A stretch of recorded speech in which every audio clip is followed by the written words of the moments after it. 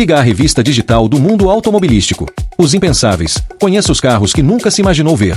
Engenheiros costumam dizer que nada é mais diferente do que dois carros iguais. Mas há alguns que são mais diferentes do que se poderia imaginar. Talvez eles sejam o que o mercado deseja. Talvez sejam só uma oportunidade que ninguém mais percebeu, nem os compradores. Julgar com precisão o que a inconstante arena do desejo pede produziu uma longa fila de carros, muitos dos quais foram descendentes impensáveis para seus criadores. Alguns foram acréscimos dissonantes às linhas de suas empresas. Outros causaram dissonância e estrago como fracassos monumentais. E outros, inesperadamente, tornaram-se pedras fundamentais para o sucesso de suas fabricantes. Aqui está uma seleção dos mais notáveis, em ordem cronológica. Renault Velsatis, 2001. Copyright Autocar. O que dissemos na época? Esse carro executivo peculiar é interessante e luxuoso, se não for totalmente convincente. O objetivo da Renault para algo diferente do típico sedã executivo alemão foi alcançado com total sucesso. O Velsatis não se parecia em nada com BMW Série 5, Mercedes-Benz Classe e o Audi A6. Porém, marcar esse alvo conceitual foi o único sucesso do Velsatis. Esse hatchback desajeitado não conseguiu se comportar como um BMW nem andar como um Renault. Opel Lotus Omega, Vauxhall Lotus Carlton, 1990. Copyright Autocar. O que dissemos na época? O que faz do Lotus Carlton um supercarro verdadeiramente fantástico é o rigor sóbrio de sua execução. O Omega Carlton era sedã executivo grande, bastante capaz de percorrer estradas e transportar famílias. Também havia uma versão quente, a 3000 GS, que acelerava mais forte e fazia curvas mais rápido. Em seguida, a GM deu à Lotus a missão de extrair ainda mais do Omega Carlton. Uma vez transformado, este monstro de 382 cavalos superou o Ferrari Testarossa e aniquilou o BMW M5 para se tornar o sedã mais rápido do mundo. Ninguém esperava por isso. Toyota Yaris Verso, 1999. Copyright Autocar. O que dissemos na época? Pacote brilhante com arranjo de assentos bem projetado, tudo por um bom preço. Este transportador de carga estava entre os primeiros monovolumes em escala compacta. Apesar de um corpo tão feio quanto volumoso, o Yaris Verso vendeu moderadamente bem, mas ainda era um produto que queimava o filme da Toyota. Honda Insight, 1999. Copyright Autocar. O que dissemos na época? Um pedaço de plástico com tecnologia de economia de combustível, ainda que deva ser tão fácil de manter quanto um Civic. Ele não parecia ser muito diferente de um peixe. Uma aventura técnica da Honda não era surpresa, mas o primeiro carro híbrido do mundo, com certeza, foi. A complexidade do Insight era ainda maior que a do NSX. Ele foi mais um experimento científico do que um carro para ter sucesso nas ruas. Nissan Figaro, 1991. Copyright Autocar. O que dissemos na época? O alegre motor turbo de 1 litro do Figaro, teto conversível, especificações e aparência generosas podem dar ao carro uma legião de fãs.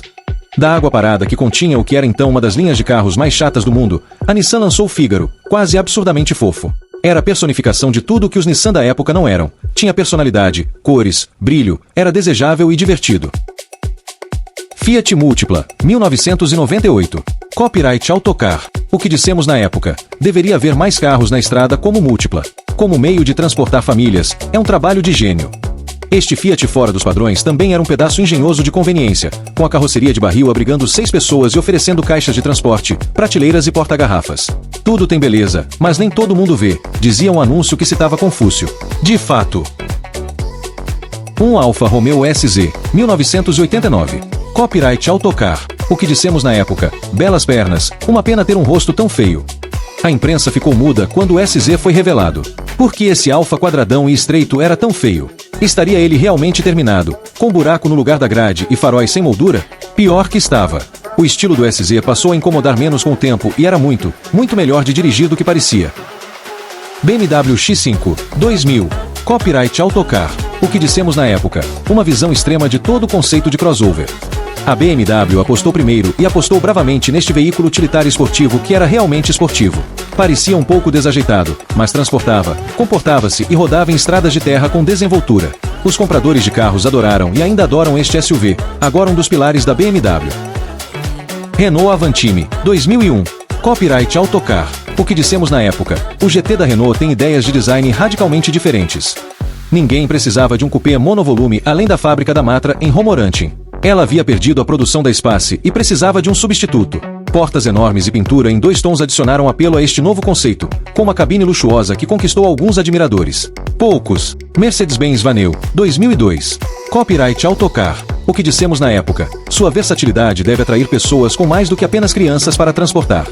Este carro super prático foi o trabalho inesperado da divisão de veículos comerciais da Mercedes-Benz, que deixou sua assinatura indelével nesta máquina muito pouco sexy chamando-a de Vaneu. Vendeu quase tão pouco quanto o Maybach 57. Porsche Cayenne, 2002. Copyright Autocar. O que dissemos na época, o incrivelmente talentoso Cayenne mantém sua fé na herança da Porsche. É rápido, seguro e surpreendentemente ágil para um SUV. Este era um carro para fazer a mente lutar arduamente. Lutar para entender, lutar para encontrar beleza. Eventualmente, a luta deu resultado, fazendo com que suas poderosas habilidades ganhassem respeito mesmo diante do estilo pouco harmonioso. Mas, em seu lançamento, que choque! Volkswagen Phaeton, 2003. Copyright Autocar. O que dissemos na época, se há algo que parece definir o VW Phaeton, é por quê? Essa loucura de Ferdinand Piëch só fazia sentido para ele próprio, então chefe da VW. Eventualmente, fez também para os compradores chineses, cujo gosto por grandes sedãs prolongou a vida útil desse suposto topo de linha da VW por mais tempo do que ele merecia. As ambições de Piëch para a VW eram admiráveis. O mesmo impulso de luxo criou o bem-sucedido Touareg, mas o Phaeton fazia tanto sentido quanto vender joias bilionárias em uma barraquinha de feira. SsangYong Rodius, 2004. Copyright Autocar. O que dissemos na época, é possível ignorar o visual do Rodius? Sim, mas o que está além dele não é muito melhor. Esse mutante cimentou o lugar de SsangYong na extremidade mais estranha do espectro automotivo. Esse Atibag de salto alto com balanço traseiro de perua não pode ter recebido aprovação de nenhum executivo para chegar à produção. Se foi o caso, eles podem se orgulhar de ter parido o carro mais feio do século XXI. Jeep Commander, 2005.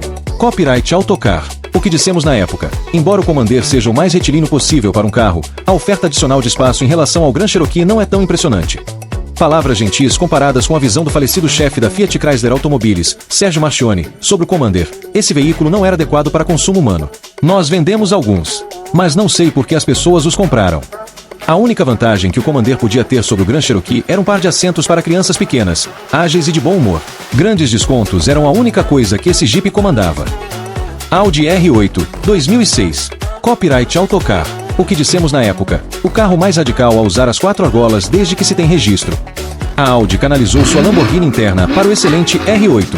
Foi uma estreia de modelo surpreendente porque Ingolstadt realmente era dona do fabricante italiano de supercarros. Ainda mais surpreendente foi a dinâmica divertida do R8 e um comportamento melhor do que o de qualquer outro Audi, incluindo o A8. Aston Martin Insigne, 2010. Copyright Autocar. O que dissemos na época, para a maioria dos compradores de carros urbanos convencionais de hoje, o lançamento do novo Aston Martin Insigne deve ser considerado um dos mais loucos deste século. Fora sequestrar as entranhas de um Morgan Three-Wheeler, o cubista IQ, da Toyota, devia ser uma das bases mais improváveis para um Aston Martin.